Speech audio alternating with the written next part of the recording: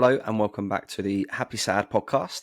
Today it's me and Ella, and we're just going to have a little chat about pretty much anything. I think we kind of decided we wanted to have a conversation and see where it went. So I'd like to talk to Ella about creativity today. This conversation could be 20 minutes or an hour. I don't think either of us has any real idea or any real notes, which is actually quite fun. I think it's nice when it's just a little bit more of a genuine conversation. Off the cuff. Off the crocheted cuff.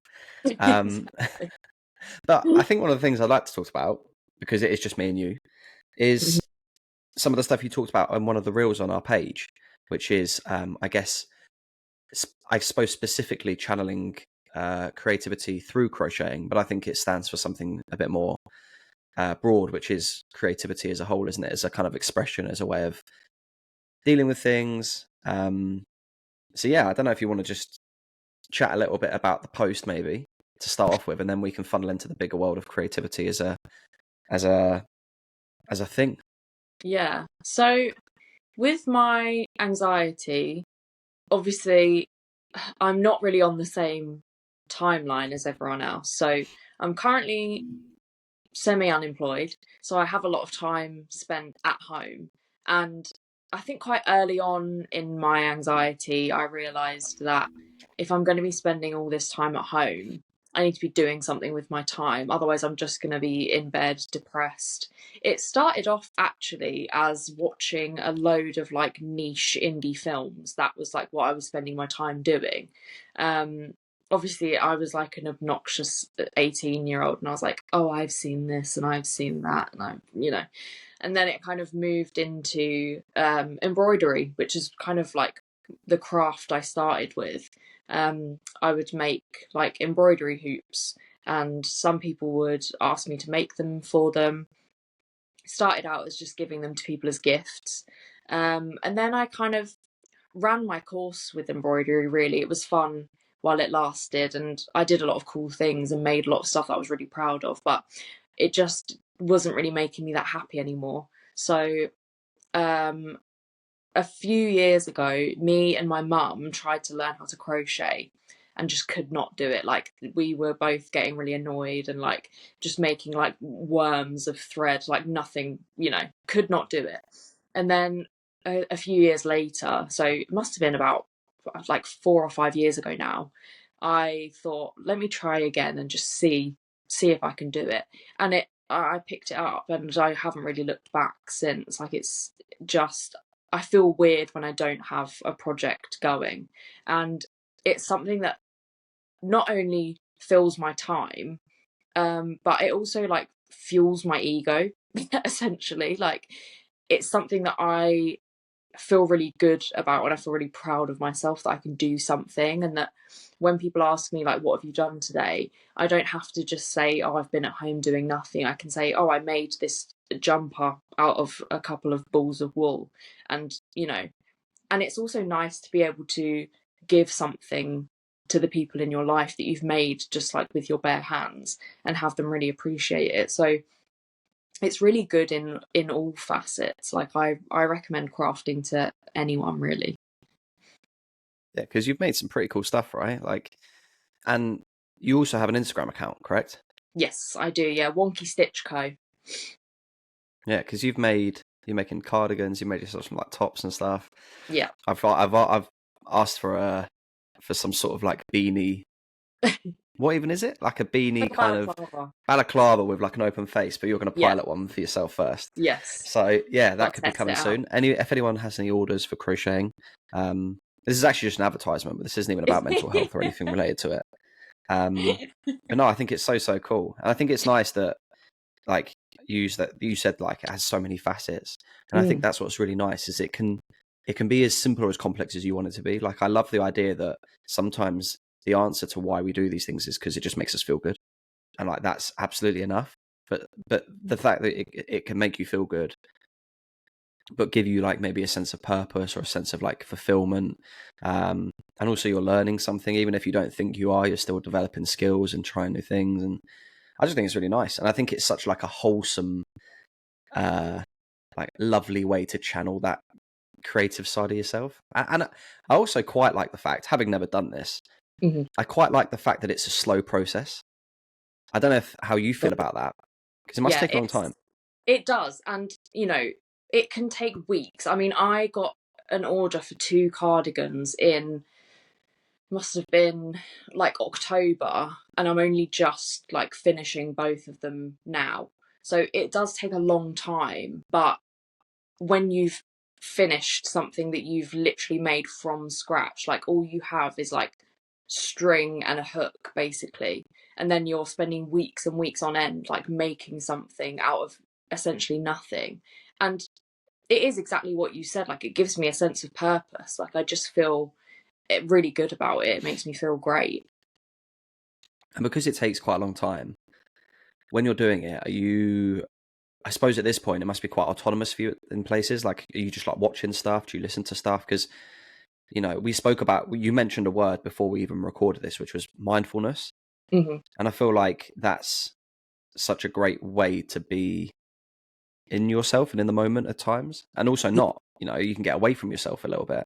Yeah. I mean, I will usually stick on something that I've already seen. So I rewatch Criminal Minds like every few months. I've seen it so many times. I'll usually stick that on in the background, or like Buffy the Vampire Slayer or New Girl, or something that I don't have to pay too much attention to, so that I can just like get lost in whatever I'm crocheting. Or I'll listen to music. That's a good one because you're not really thinking about anything. You're just focusing on that one thing. And for me, I'm someone whose mind, and I know you're the same, my mind never switches off. The only time my mind is off is when I sleep. So I'm constantly thinking about things, overthinking things, and like ruminating on things and thinking about things that are really not helpful at all. So when I'm engaging my hands and my brain in something that's completely separate from anything in my life, it just like takes you completely out of anything you're worried about, which is like the most helpful thing that anyone can do, I think.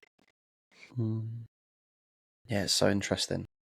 And I'm definitely the same. Like, I've come to the realization that, because I think like the idea of being present or having presence is such like a glamorous kind of like mentality, in the sense of it's something that people strive to have, but I don't think it's very well understood. I don't even know if I very well understand it.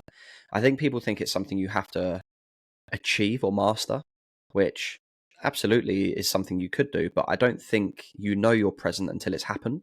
So I think presence is a reflective outcome as opposed to an immediate outcome. Absolutely. That's something we can go into if you want, but I think it seems like what's nice about that is you create the environment for you to experience presence, and then you go, oh, I was in the moment then. And I think that's what I've tried to do with certain things, is that I've realized that actually certain environments and certain places allow me to be very in the moment, and ironically they're all generally quite creative things, Yeah. as well. But I don't know, I just find that so interesting about what creativity can be in that sense and what it can channel in us, rather than What us just having to sit and find it. yeah, what do you think is your like main creative output? Oof, as an output, like a physical output, probably. I mean, not loads at the moment because of the nature of the way my life is. Yeah. Everything's very science and coaching at the moment.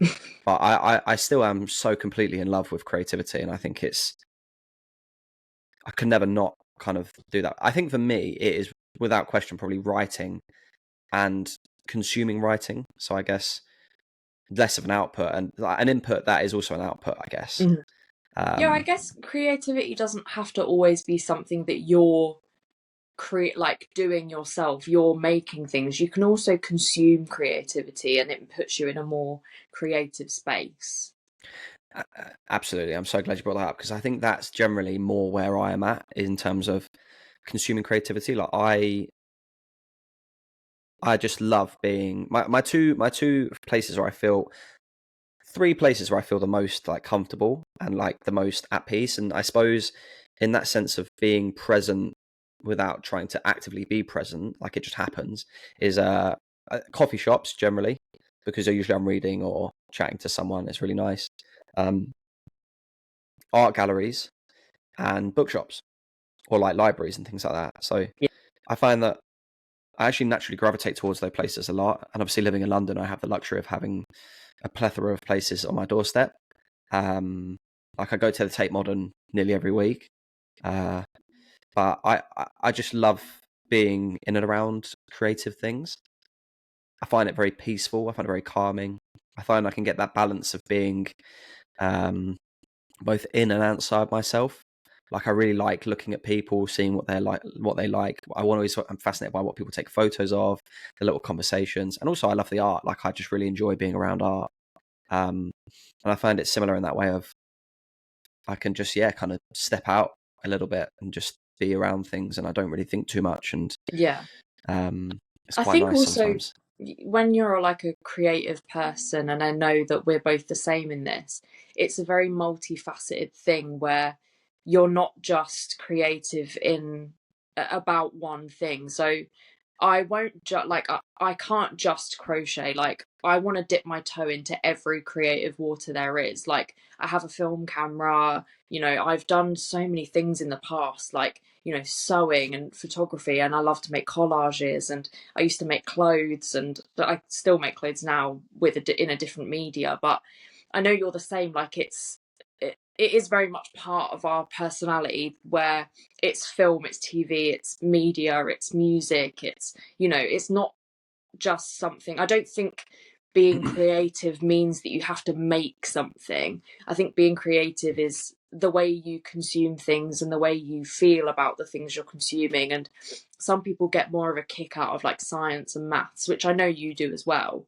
But it's not just you have to be making things with your hands to be a creative person. No, yeah, I think that's perfect. And yeah, there's an irony in me being a scientist in that I feel so much more pulled towards creativity.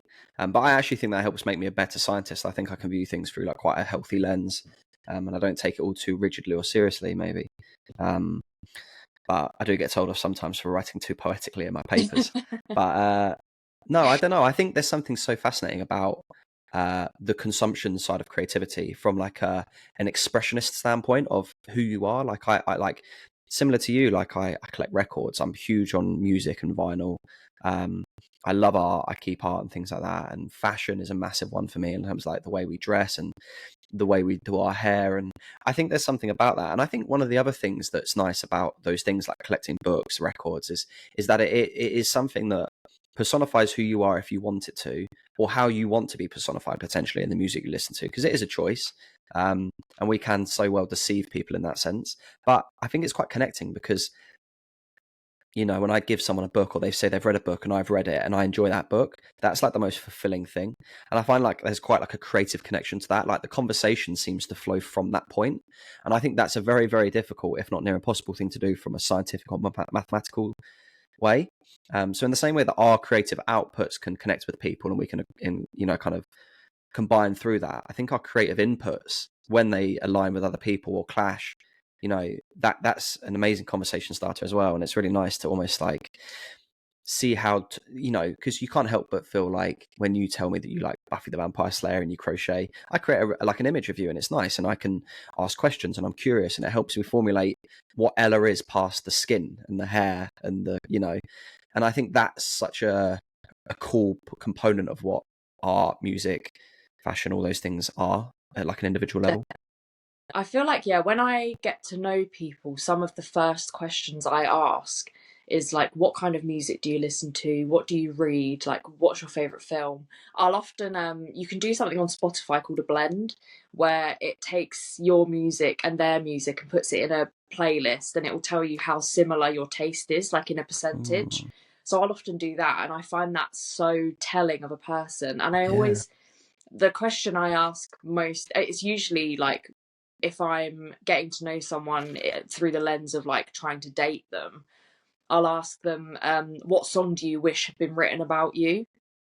Because I Wow. feel like it tells you so much. And some people, even in the non answers where they'll give you like a silly answer, and say like a silly song, it still tells you a lot about who they are as a person, and the kind of like the responses they give to things, and like how they wish to be seen, which is quite an interesting one. And I think that's the same with a lot of creative pursuits, and the consumption of creativity is, it's kind of, it's a reflection of who you are and how you feel. And without telling people exactly the minute details of yourself. You can send them a song or give them a book or show them a bit of art, and it's such a mirror into who they are, which is so interesting. Yeah, that's so interesting. I think that's such a great question. Yeah, dating I think is a really fun one because you don't really seem to do it the same way with friends. Like you don't date your friends in that way. You tend to find out a little bit more casually, a little bit slower. Generally, like friendships blossom a little bit slower. But with dating, it can be so like creatively confrontational in terms of like, all right, I want to potentially like love you, so I need to know you. So I'm going to ask you super transparent questions. You have to give me like pretty quick responses, but you can't help but always, I guess, create that collage of who they are based on those responses. And it's fun. Like I think it's nice to have that. And I think one of the things I do struggle with, I mean, it seems like a silly thing to say, but like one of the things I struggle with when dating is people that maybe don't have that creative lens or aren't really interested in stuff. And I feel like, oh no, it's so hard because Yeah. I'm so passionate. I feel like I'm worried that I'll overwhelm them with my passion. And so sometimes when that's matched, it's really like, it's funny how quickly it elevates or escalates the experience because you're like, oh, then you get wrapped up in this little creative conversation. It's fun. Yeah, I always feel like I get on, not better, but I get on more quickly with people that are in that same mindset of creativity because you can bond so quickly.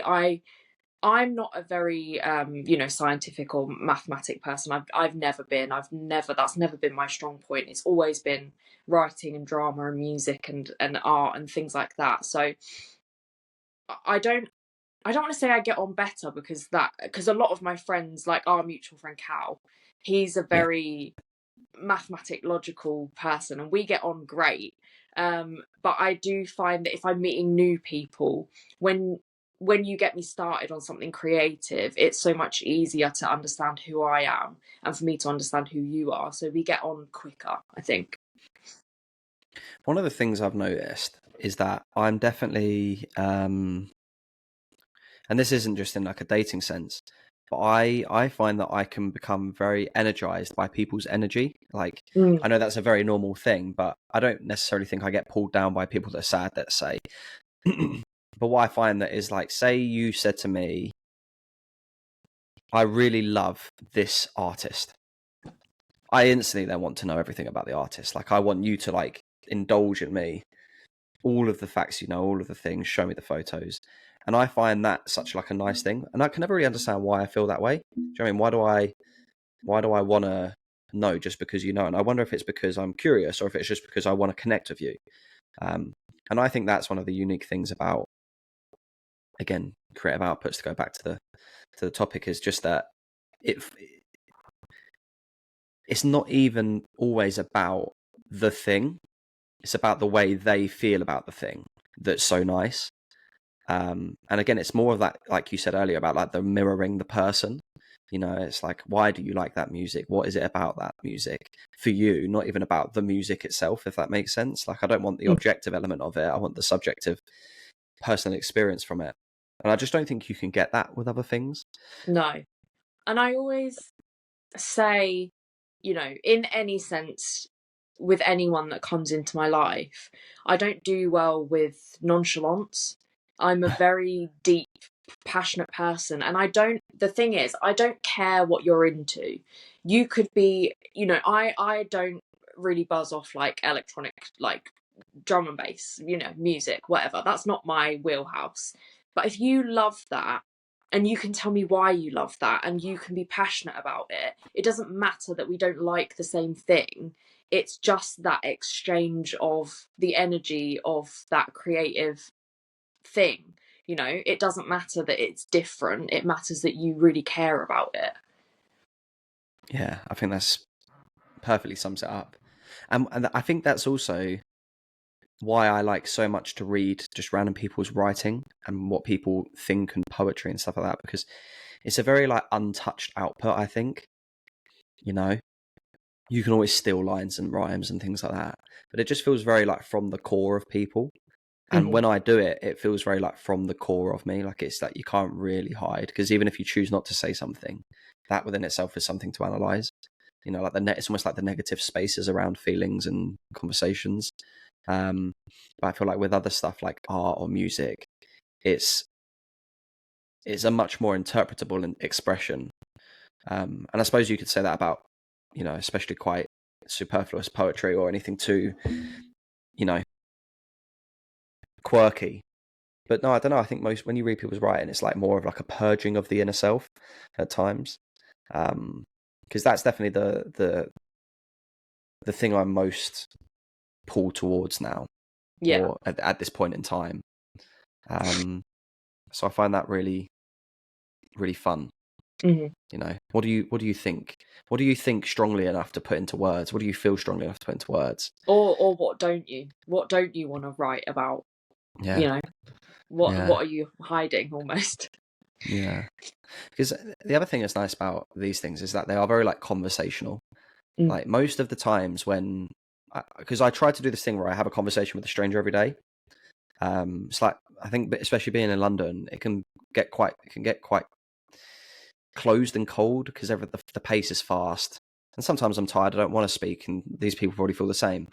But I always try to have a little conversation, and generally it does stem from usually something they're wearing, or a fragrance, or they might be reading a book and I'll just make a little comment, or something silly will happen. It usually happens in those like more intimate spaces, like in a lift or on a train or something like that. But I do find that even then, it is more to do with like expressions or creative things that, again, I just think it's just such a good connector. Yeah, I think creativity is definitely an exchange. You know, you can be creative for yourself, but if you are producing things that other people are going to look at, it instantly becomes an exchange, whether you like it or not. If you're writing a song and you're putting that out, people are going to hear it and people are going to think about what you've said. And, you know, there's definitely like an exchange of energy and, you know, thought. And yeah, I think that's what I love so much about it, is it's an easy connector, and just the way it makes you feel.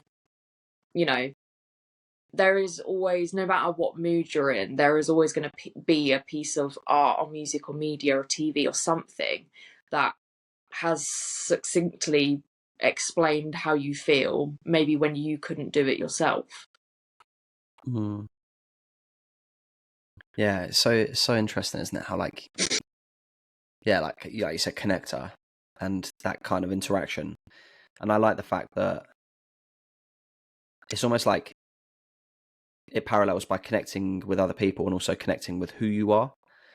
And then through connecting with who you are, you can better connect with who other people are, or maybe through connecting with who other people are, it can help you connect with who you are. It's almost like this little triangle where it all, or like a star, and it all kind of connects in some way. I just think that's such like a unique thing. And I love the fact that it's so like passive. You're not always actively thinking about that. And I think it's the same with like the idea of being inspired or inspiration, and how like we take inspiration from creative outputs and also other people and stuff like that. And I definitely find that I find myself often like, yeah, inspired by things I see or things I read or hear. And it doesn't have to be like a very long-term inspiration, or this is no thing of like David Goggins, change your life for the rest of your life. You know, I'm struggling at the moment with the whole thing of, I've always struggled with this idea of just like constant hard work, like don't rest, you know. I read something the other day as like suffer now to rest later, or rest now and suffer later. And I was like, it's a nice idea, but it's just so silly to me. Like, I'm just gonna do a bit of both. I'm just gonna chill a little bit. Like, I think I can attest to pushing myself fairly hard. I think I'm doing enough things to advocate for a lifestyle that shows that you can do both. But I don't know. I really, really don't like this idea of this like graft mindset, like kind of rat racy kind of approach. Like I struggle with the idea of like, I'm going to work until my 50s so I can retire. Like when I hear that, I think, is that what I want my life to be? Is that it? Like just throw away my years to make money? And I'm very like, I'm not that I'm very anti-capital necessarily, but I kind of am. Yeah. But you know, I don't want to. This isn't a political podcast. I don't want to make it one. You know, this isn't my. I'm not going to put my shrine to Karl Marx in the back. But I definitely do struggle with that, and I think one of the things I noticed is the reason why it's because I think it does strip us of creativity. And then just quickly to add, like the inverse of that is this idea of like letting go of everything, like be present in your life and do this and do that, and just that's also just a very like almost somewhat unrealistic thing in the modern world. So I think that we're trapped in between these two places of this like super like spiritually enlightened idea of life is yours, live it, take control of every decision, like be at peace. And it's like, well, actually, I think you need a little bit of anxiety. I also do need to make money because I want to have nice things and support myself and be able to feed my future children. But at the same time, I don't want to be so bound to this idea of living a certain way and to this idea of like future liberation through sacrificing my soul now. I think you're left in this very weird little limbo space of constantly being pulled in a few directions. And I think that if you can get the balance right, not that I know if this is possible, that is the liberating thing, is to liberate yourself of this idea that you have to be anything. Yeah. I think that's kind of why I haven't funneled all my focus on making crochet a full-time job, because I don't want it to become something that I feel I am chained by. I want it to be something fun. I don't want it to be that I'm waking up every day and thinking, God, I've got to make things. Like, I don't want to do that. Where I am now, it's something that I really look forward to, and I love to do it, and it's something I'm so passionate about, and like I just can't believe that I'm lucky enough to get to do it, and that I am able to make things, and you know that I have the means to buy the materials and stuff. Whereas I think if I funneled all my creativity into a capitalist, lens, it wouldn't be fun for me anymore. And that's different for everyone. Some people can make their hobby a full-time job and really still love it. But I just think I don't want to dread creativity. It's something that is so integral to who I am. I think I'd be completely lost without it. And if I lost my passion for it, I don't really know who I'd be or what I'd turn to. Yeah, absolutely. And hearing you say that also just made me reflect a little bit on what I said. And one of the things I've realized is that everything I've just said applies purely to my life, because there are people that are very happy with just one or two things to like focus on. I know people that literally will never miss a gym session. They absolutely love their like corporate worlds. Like Callum, again, I've never met anyone that works so hard with a smile. Like I find him incredibly inspiring, incredibly motivating. And I'm very lucky to spend as much time with him as I do. But we are very different in that sense, our attitudes are very different. One of the things that really put me off the thought of doing my doctorate was the fact that I was afraid that would become the rest of my life. But I've worked pretty hard to find like a balance between those things and have like outputs that also nourish me. And I always say, pardon me, even if I had more time and only did one thing, I think I would do worse or burn out quicker than if I was to have less time and do 3 or 4 things. Because I think by like nourishing all those elements, I actually find that a little bit more energizing, and I can distribute my effort towards other things. That's one of the reasons why, despite it being exceedingly complex, I want to always keep this Happy Sad Club slowly burning in the back, because it's just like a reminder that like there's more to life than science and other things like that, and money. And I can also just have like really wholesome, nice conversations with people I care about, and other people can listen and connect and do those things. And yeah, I think what you just said was like so huge in that sense of, I know a lot of people that maybe struggle with burning out of their creative love by making it, almost like funding the fun out of it. Yeah. And that's such like a fascinating outcome, isn't it? Because for some people it can really, really work. And for other people, it can change the entire trajectory of your life and the things you love. Yeah. So how the hell do you figure out what to do in that sense? Yeah. Like that creativity on demand almost. Like that might work for other people, but I know for me personally, if it's being demanded of me to constantly tap into my creative source, there's going to be nothing left, know. And I want it to always be a fun space. I want it to always be something that I love and don't resent. Yeah.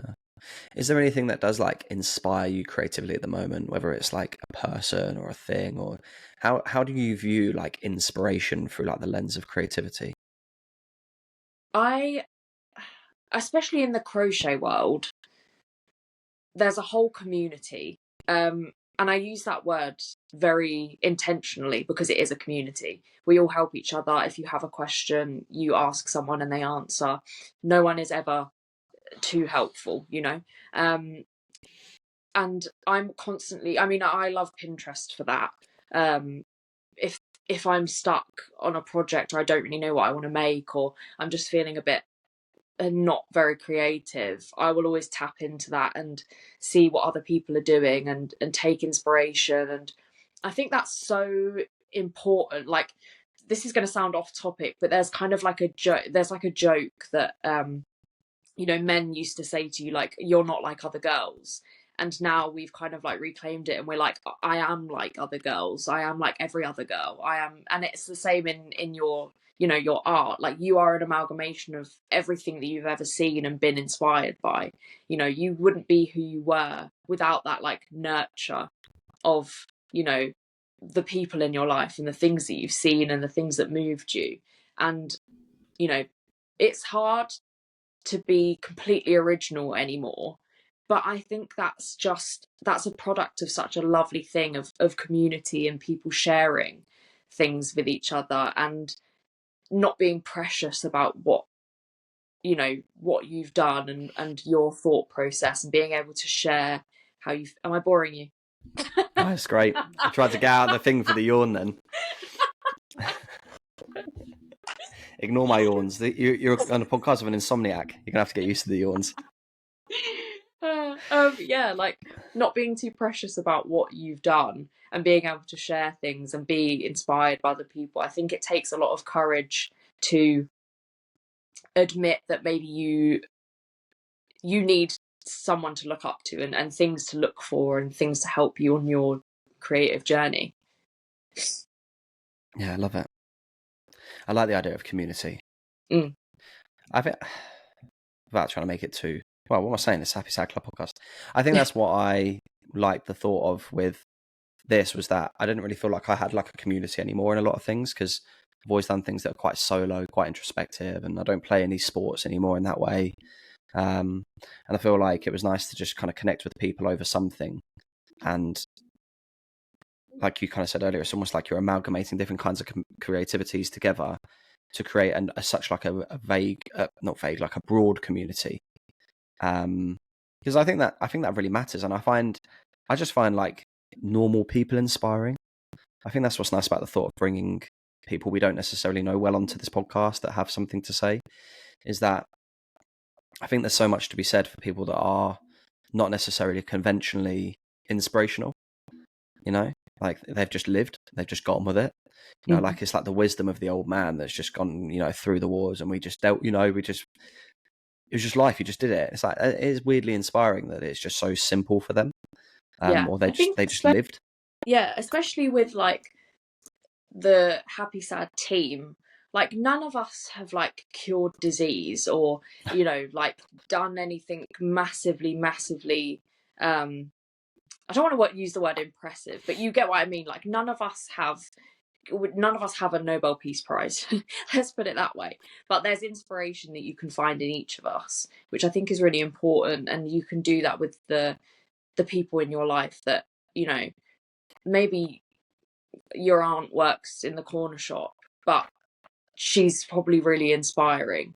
But you have to look for that. You have to look for the things that you will inspire you in the people that you maybe look at and think they're normal and uninspiring. And I think that's probably where you'll find the most inspiration, is in those like normal interactions with normal people.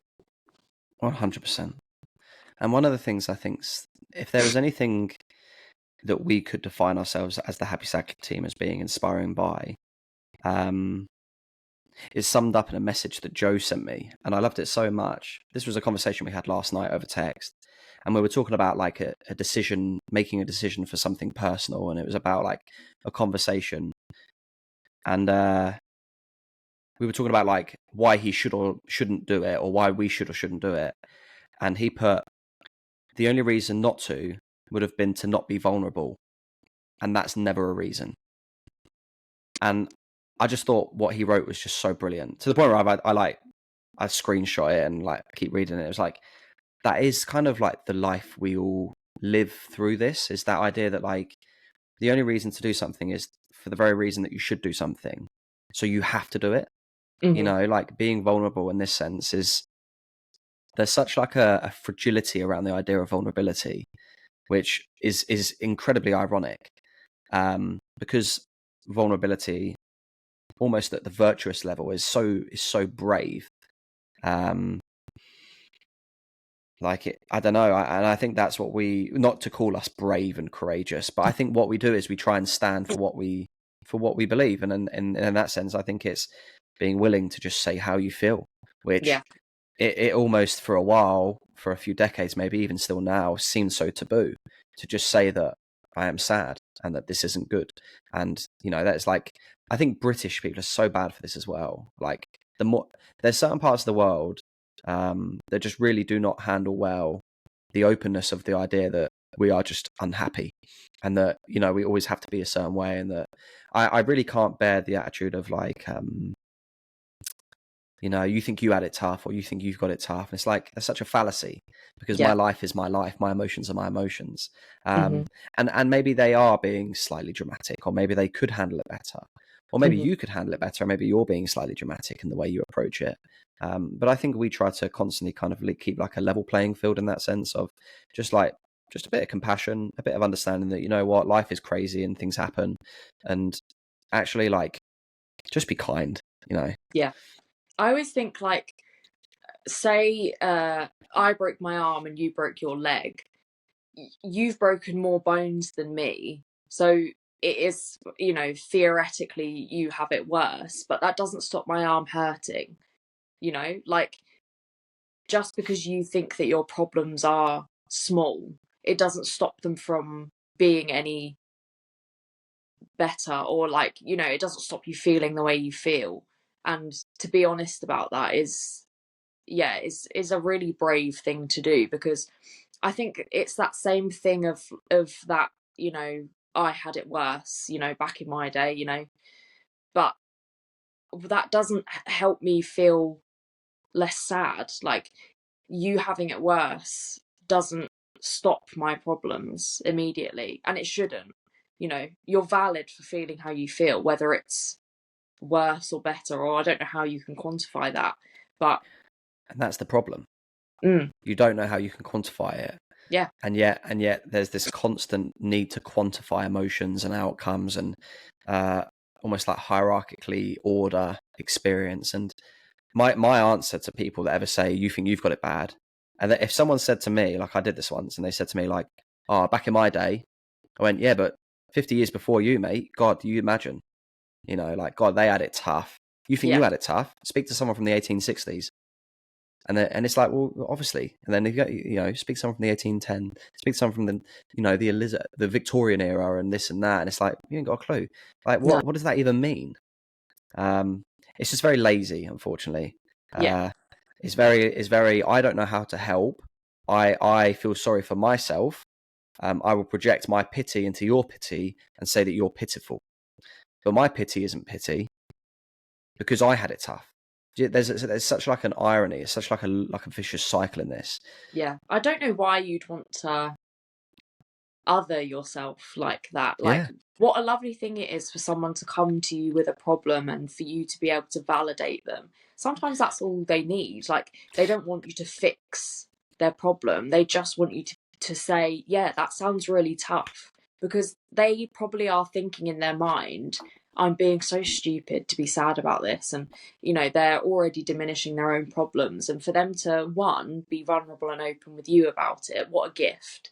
And that they feel safe and comfortable enough to come to you in that state, says something about the both of you, that you're both strong and that you can do these things. And what a lovely thing it would be for you to just say, yeah, that sounds really sad, that sounds really rough, what can I do? mm. Yeah, I just think in most cases when you get responses like that aren't good, it just probably proves that that person maybe didn't actually deal with it right, or they didn't know how to deal with it, or they don't really understand that experience, because there's such like a contrast in terms of the output versus the experience. Because if it really was that bad, why are you kind of leveraging it in a negative way to kind of put someone else down? Because if it was that bad, surely then you'd be thinking, God, well, when I think back to how tough my experience was, and that was not nice. So maybe if they are going through something similar, I should show some compassion. And yet the opposite seems to happen.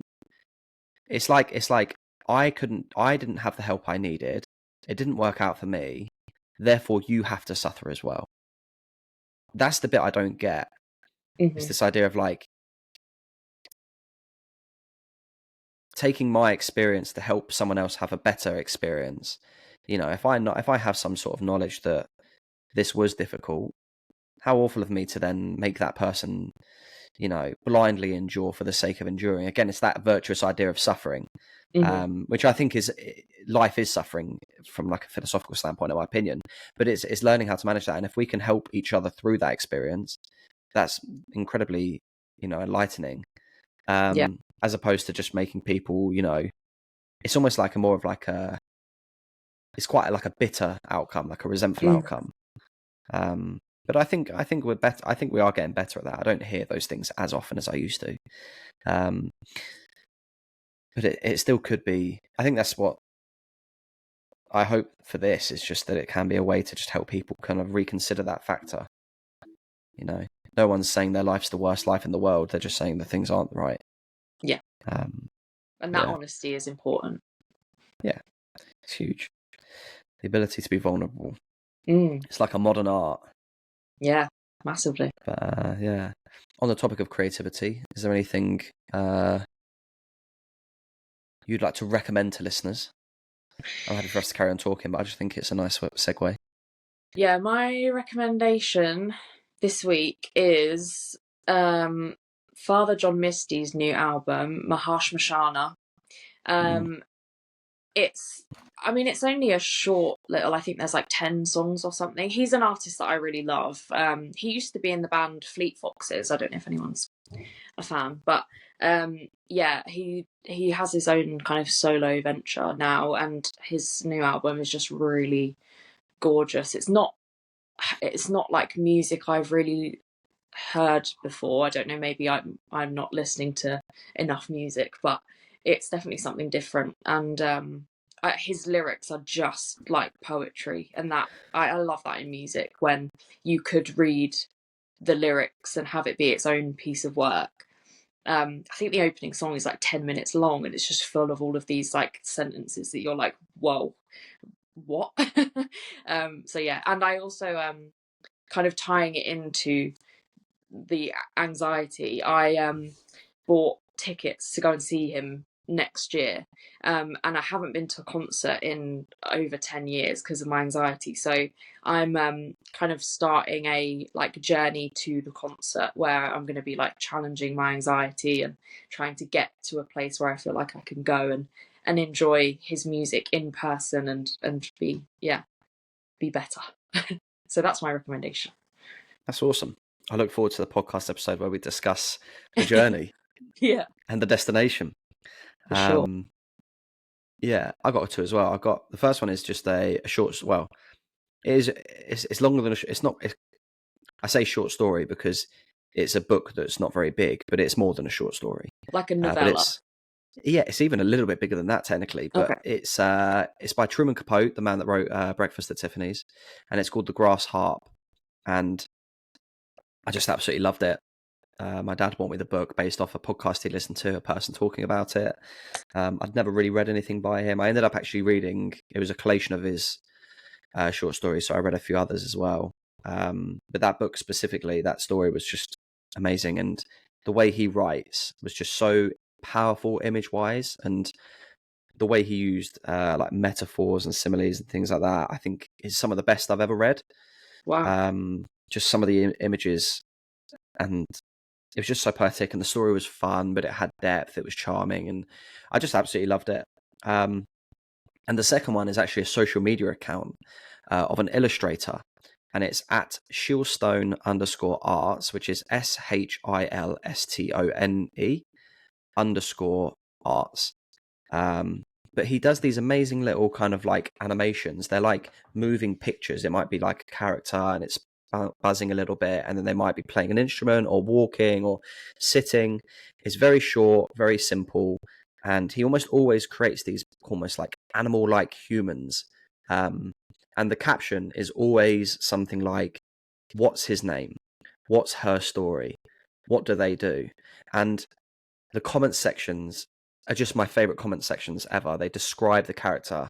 I even took a screenshot of one of the ones so that I could read it out. And this is of a man, like quite a depressed looking man.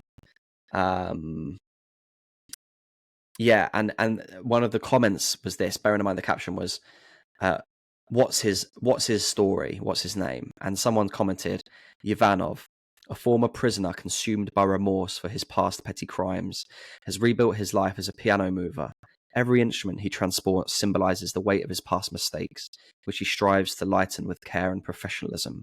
His once clumsy hands have become skilled and respectful, as if every note he presses is a silent act of redemption. And how incredible that that's come. And the best thing is that the illustrator, the artist, the Instagram owner, he often replies and in some way elaborates. So he replies by putting, at one point he thought his life was lost to his poor choices. However, while incarcerated, he heard a song that gave him the will to continue. That song saved his life that day, and now he must protect music in his own way. And this is on every single post, and I relish just I'm also obsessed with reading comments on things. Like, I read the comments on everything, but on that page particularly, I think it's just the most beautiful kind of back and forth between strangers and artists, and it's a perfect encapsulation of that indulgence we talked about in terms of the creativity connecting people. So I highly recommend to you and everyone else, give that a look, because it's really, really fun. Sounds amazing. And even leave a comment. Yeah, we'll definitely try and like share some of that on our stories then, because I think that's such a cool concept. Yeah, maybe we should do that. Maybe we should share some of these things on the story and say, like, mentioned in the podcast. Yeah. So we can get to our millionth listener. Maybe there'll be a prize. I suppose there's only 2 more questions, isn't there? Have you thought about the answer? Because I haven't. No. No. I'll ask you first. Okay. What's making you happy, Ella? What's making me happy, 'tis the season. I love Christmas. My dad is Mr. Christmas. Like, he's the most festive man I know. And he's lucky with his work that he gets some time off over Christmas. And we usually do what we call film club. We do, both my parents do art club during the year, where we'll just sit down and do like a little art project together. And then at Christmas, me and dad do film club. And where he basically just makes me watch all the films that throughout the year where I've said, oh no, I haven't seen that. He goes, what? You haven't seen it? And then we watch it at Christmas. And he's Mr. Christmas, and he's also Mr. Baked Goods. So he's ordered some brownies and cakes and stuff for us to eat while we watch our films. So I'm looking forward to that, and that's making me really happy, because I look forward to it every year. The Thwaites Film Club sounds awesome. Truly, yeah. Yeah, it's so fun. Do you want to do both yours first? Yeah, okay. So what's making you sad? Yeah, what's making me sad is, I guess, also the season. It's kind of, there's a dichotomy in it, isn't there? Because it kind of forces you to think about your life, and then what you have, and other people's. And I know we were just talking about like no one having it worse and whatever, and but separate from that, it's good to acknowledge that you're lucky and privileged, and it just always makes me sad to think about people that are maybe not so lucky and privileged at this time of year, because I think it's such a good time for like connecting with family, and eating good food, and being warm, and all of those good things that some people don't have access to. And that just always makes me feel really privileged and really sad that, you know, not everyone can experience that. So that's what's making me sad. No, that's nice. That's nice. I suppose what made me happy recently is I spent some time away with my mum and my sisters. So I went to Estonia for the Christmas markets, and it's like the first time that the four of us have been away alone or been together alone for as long as I can remember. Like, it got to be over a year maybe, or maybe last Christmas. But that was just really good. It was really nice to kind of get away a little bit and do very wholesome things and just speak to them, you know, just all talk together. And one of the things I love to ask people is like, if you were to have a shop, what would it be? And it was just really nice, like having that with my family. And it was like, in the end, it felt like we were all making business plans. And you know, like, she won't mind me saying this, but I think Lily, for example, I think would love to be a florist, and I think she'd be Wow. very good at it. And we love the fact that she could have a florist called Lily's. Oh yeah. But her name is spelled Lilli, and I think that's quite like a nice thing. And I don't know, I just can see it. And me and Raffin always talked about having like a bookshop. I mean, Raffin, the truth is, could be a chef. She should have a restaurant. She's an incredible cook.